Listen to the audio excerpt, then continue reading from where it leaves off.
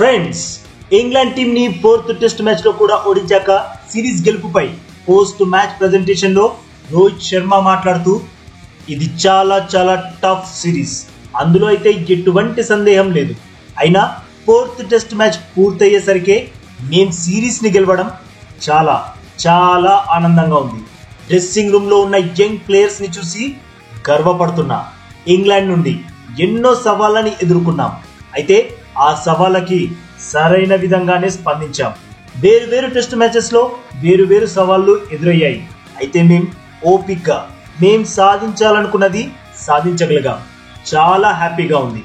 ఇక young cricketers గురించి చెప్పాలంటే ఇలాంటి రోజు కోసమే వాళ్ళు రోజుల తరబడి సంవత్సరాల తరబడి శ్రమించారు.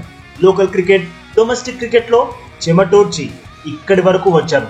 మనందరికీ తెలిసిందే టెస్ట్ ఫార్మాట్ ఆడడం అంత సులభమైన విషయం కాదని.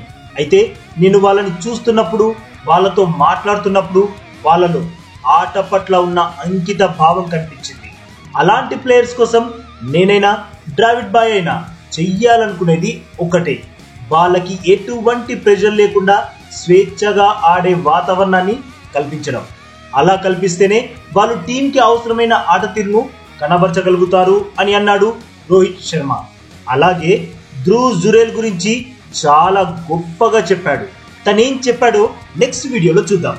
ఈ వీడియో నచ్చితే మాత్రం తప్పకుండా వీడియోకి లైక్ కొట్టండి. అలాగే మన ఛానల్ని మర్చిపోకుండా సబ్స్క్రైబ్ చేసుకోవచ్చుగా ఫ్రెండ్స్.